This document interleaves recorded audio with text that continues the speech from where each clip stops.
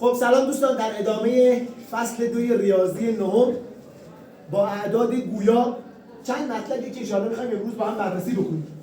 اگه سوال پرسیدن بین دو عدد مثلا 2 و 3 4 عدد گنگ بنویسید، چیکار باید بکنیم؟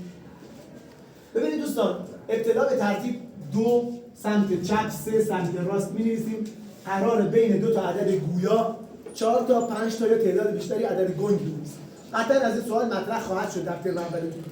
میایم میگیم خب شکل رادیکالی 2 چه بوده؟ رادیکال 4. شکل رادیکالی 3 چه بوده بچه‌ها؟ رادیکال 9. ما میدونیم رادیکال های جذر دقیق همگی گویا هستن، ولی رادیکالی که جذر دقیق ندارن همگی چی هستن بچه‌ها؟ گنگ هستن. الان بعد رادیکال 4 چی داریم؟ بگید. رادیکال 5، بعد رادیکال 6، بعد رادیکال 7 و بعد رادیکال 8. اینا همگی رادیکال هایی هستن که جذر دقیق ندارن. پس همگی میشن عدد گنگ. ما 4 تا عدد گنگ نوشتیم بین 2 تا عدد گویا. سریع یادداشت می‌کنید.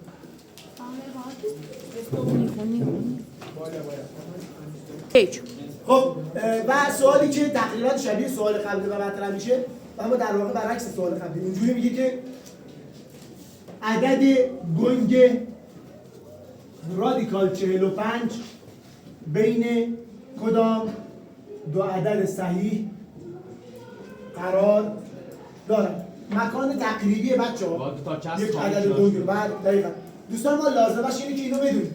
رادیکال 1 میشه 1، رادیکال 4 میشه 2، رادیکال 9 میشه 3، رادیکال 16 میشه 4، رادیکال 25 میشه 5، رادیکال 36 6، رادیکال 49 میشه 7، رادیکال 64 میشه 8، رادیکال 81 میشه 9 و رادیکال بچه‌ها خوب دقت بکنید 100 میشه 10. علاوه بر این چند تا رادیکال دیگه کلیدی هستن باید بلد باشید.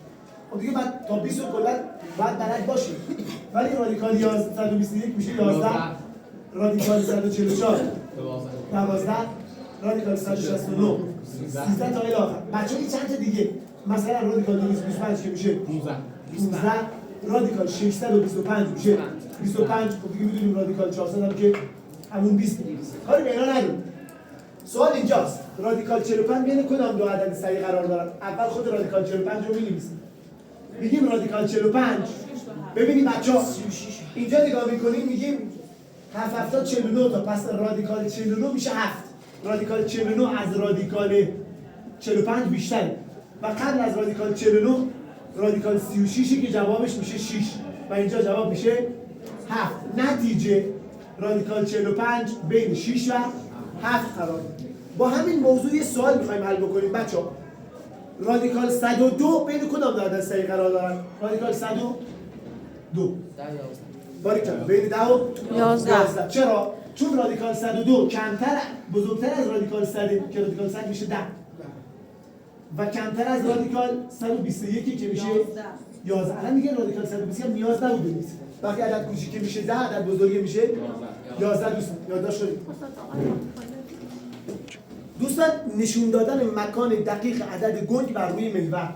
نمایش دقیق عدد گنگ بر روی محور. سوالی که برای دانش آموز در لحظه اول شنیدن این متن پیش میاد اینه: خب آقا اصلا عدد گنگ که خودش گنگه، واضح نیست، تهش معلوم نیست چیه. چطور وقتی عدد دقیق مشخص نیست، مکانش دقیق مشخصه، به روشی که می‌خوایم سوال براتون حل بکنیم. خب من چند تا عدد گنگ می‌نویسم یکی یکی اینا رو محور براتون مشخص می‌کنم. قبلش بذار یک نکته جالب بهت بگم. بچه‌ها حاصل جمع عدد گنگ به اضافه گویا میشه گنگ. حاصل تفریق یعنی منهای عدد گنگ و عدد گویا میشه عدد گنگ. حاصل ضرب عدد گویای غیر صفر یعنی غیر از صفر. عدد گویای دیگه ای داشتی در یه عدد گنگ ضربش بکنیم حاصل میشه عدد گنگ. پس حاصل ضرب عدد گویای غیر صفر در عدد گنگ حاصل گنگ میشود.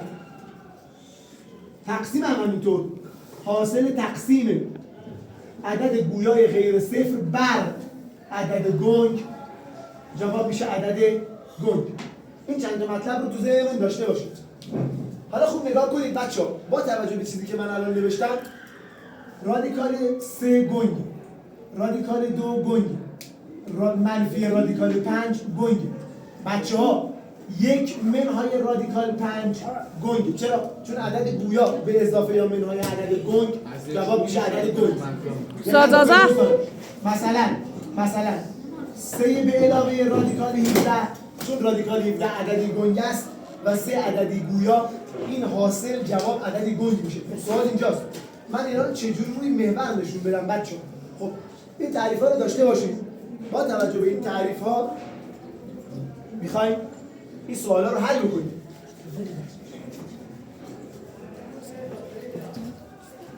خب سوال اول، رادیکال 2 رو می‌خوایم روی محور نشون بدیم. دوستان می‌دونیم اگر یک مثلث قائم الزاویه داشته باشیم، اگر یک ضلع غیر قائمه یک باشد، ضلع دیگر غیر قائمه هم یک باشد، وتر میشه رادیکال 2. چطور؟ طبق رابطه فیثاغورس میگیم وتر برابر است با رادیکال. دو ضلع دیگر رو به توان 2 برسون و با هم دیگه جمع بزن. یکی به توان 2 که میشه 1 به اضافه، یکی به توان 2 بازم میشه 1 و جواب میشه رادیکال 2. پس میتونم بگم رادیکال 2 وتر مثلث قائم الزاویه‌ای به ضلع‌های غیر قائمه 1 و 1 میباشه. اینو که متوجه شدیم میایم دقیقاً روی محور همین رو نشون میدیم دوستان. خب از صفر شروع میکنیم. یادت باشه اگر رادیکال تنها بود، عدد کنارش نبود، شروع از صفر. شروع از چی بچه‌ها؟ صفر. اگر پشت رادیکال عدد مثبت بود، به سمت راست رسم میکنیم و اگر پشتش عدد منفی بود، به سمت چپ رسم میکنیم. خب میخوام رادیکال 2 رو رسم بکنیم دوستان. خب یک مثلث داریم قائم الزاویه، یکی از ضلع‌هاش 1، ضلع دیگر هم 1، این 1 باشه این هم 1 میشه. بچه‌ها وتر میشه رادیکال 2. خب ما متوجه شدیم تا الان توی مثلث قائم الزاویه وتر ما شده رادیکال 2.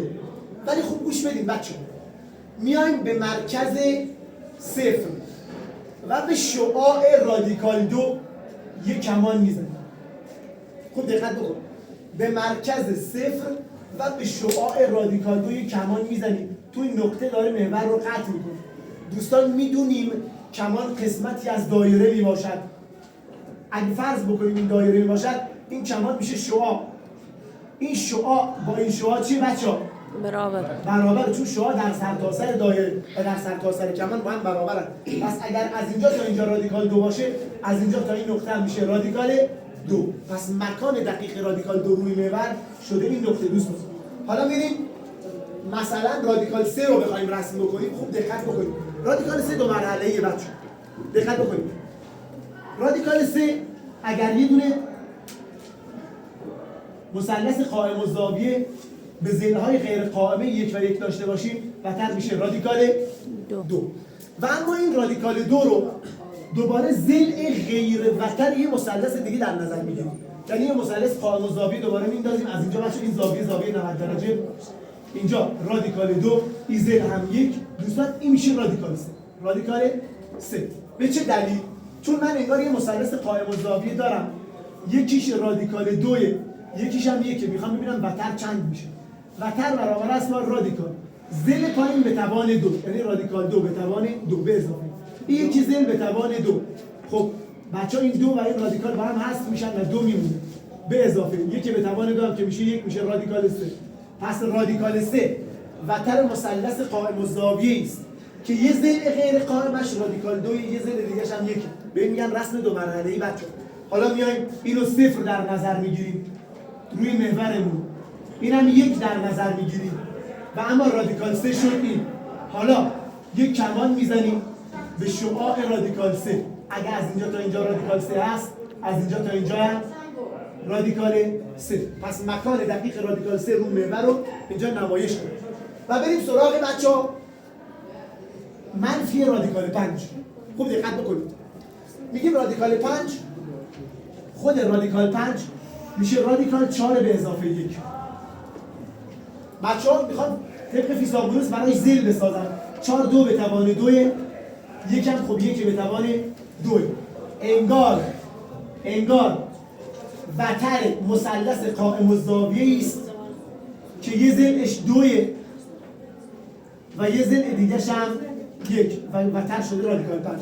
اما چون منفی پشتشه دوستان از سمت منفی رسمش می‌کنیم. اینجا 0 1 2 اینجا میشه منفی 2 یه ضلع 1 میندازم روی این و اینجا وتر ما بچه‌ها وتر میشه رادیکال 5. اما کمان از این سمت میزنیم. اگر از اینجا تا اینجا رادیکال 5 از اینجا تا اینجا میشه رادیکال 5 ولی چون به سمت منفی میشه منفی رادیکال 5. خب دوستان 1 منهای رادیکال 5 برای رسم 1 منهای رادیکال 5 شروع ما دیگه از 0 نیست. شروع از چند بچه‌ها؟ استاد 1 یه بار دوباره چون بزن ای توضیح چیکار همین. خب بچه‌ها دقت بکنید یه بار دیگه. اینجا گفتیم که منفی رادیکال 5 رو می‌خوایم خود منفی رادیکال 5 رو می‌خوایم نمایش بدیم. اولا فعلا با رادیکال 5 کار داریم. رادیکال 5 میشه رادیکال 4 به علاوه 1. بچه‌ها 4 همون 2 به توان 2 یکم اینجا 1 به توان 2. پس تو مثلث قائم الزاویه ما وتر اگر رادیکال 5 باشه یه ضلع 2 یه ضلع 1 چون 2 به توان 2 میشه 4 1 به توان 2 میشه 1 4 و 1 میشه 5 پس این ضلع میشه رادیکال. حالا من برای رادیکال 5 بایستی ضلعم یکیش 2 باشه یکیش هم 1 باشه چون به سمت منفیه شروع هم از 0 هست. آقا کجا بفهمم شروع از 0؟ هر وقت کنار عدد گنگ هیچ عدد گویایی نبود شروع از 0. هر وقت کنار عدد گنگ عدد گویا بود شروع از اون عدد گویاست بچه. پس اینجا شروع از 0. حالا به سمت منفی میام دیگه این دو تایی بعد یکم بالا کمان میزنم منفی رادیکال 5. حالا یکی منهای رادیکال 5 رو می‌خوایم رسم کنیم دوستان. شروع از چنده بچه‌ها؟ شروع از 1. پس من اینجا 1 رو مشخص میکنم 0 1 اینجا هم منفی 1. از اینجا شروع میکنم چی رو میکشم؟ رادیکال 5 رو میکشم. ولی رادیکال 5 به سمت چی دوستان؟ به سمت منفی. خب میگم دو تا میام به این سمت این زیر شده از اینجا تا اینجا 2 یه دونه روش عمود میکنم اینم شده 1 و اما وتر میشه رادیکال 5. کمان رو میزنیم دوستان و کمان این نقطه رو قطع میکنه که این نقطه همون 1 منهای رادیکال 5. یادداشت بفرمایید.